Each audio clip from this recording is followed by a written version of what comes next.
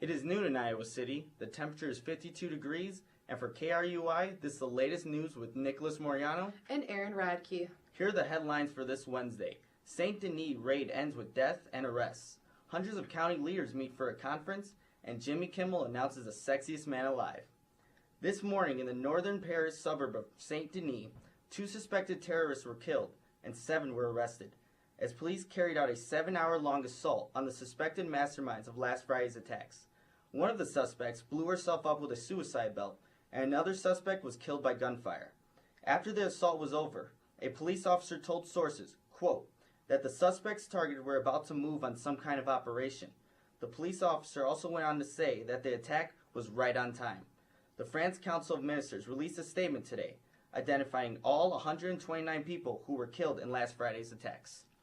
With winter weather approaching Friday, the Iowa Department of Transportation is expanding a program that will assist individuals involved in state roadway crashes. The Highway Helper Program, which began in Des Moines in 1995, offers a vehicle equipped with several features that help assist stranded travelers and move damaged vehicles.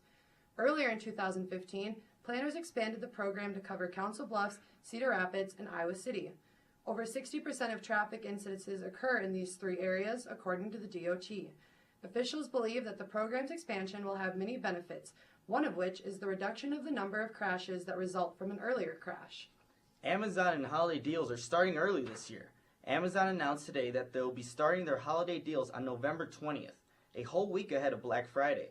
But Amazon won't be releasing all of its deals at once. Instead, the website will be releasing new deals every 5 minutes for 8 days, starting on Friday. Around 800 county leaders from around the state will meet in Cedar Rapids today to attend the Iowa State Association of Counties Fall Conference. The main goal of the conference is to vote on new legislative priorities for the next year. The top 5 issues that will be addressed in the conference will be issues dealing with delinquent court debt, E911 funding, food safety, mental health and disability services, and distracted driving. The conference will be held at the DoubleTree by Hilton Hotel, Cedar Rapids Convention Complex. Powerful winds leave 2 people dead and over 340,000 people without power. The aftermath of the ruthless 60-mile-an-hour windstorm that blew through Spokane, Washington yesterday resulted in millions of dollars in damages.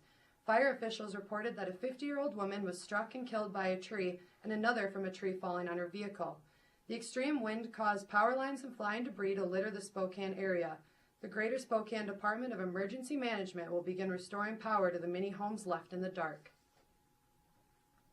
A protein processing plant explosion leaves 3 people severely injured.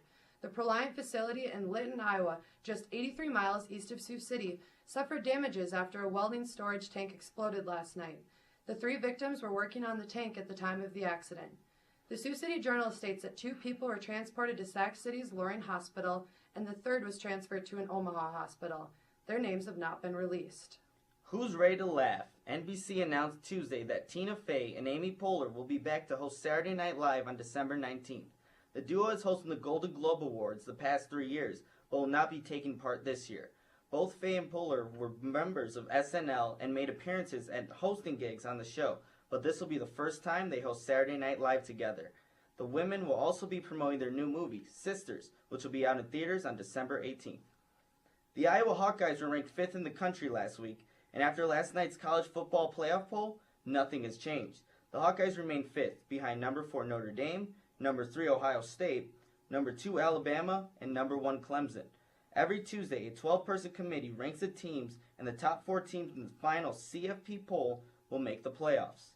The Hawkeyes control their own destiny and will look to remain undefeated when they host the Purdue Boilermakers this Saturday.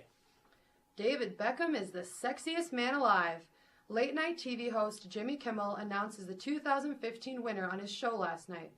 Beckham, the 40-year-old British heartthrob, has been named People magazine's Sexiest Man Alive 2015, which makes him the 30th recipient to ever receive the award. Beckham is husband to former Spice Girl Victoria Beckham and is a father of 4. For over 2 decades, the professional soccer player has served as a sex symbol for women all around the world. Tonight, check out People's Sexiest Man Alive, 30 Years of Sexy, on Lifetime at 9 p.m. Eastern.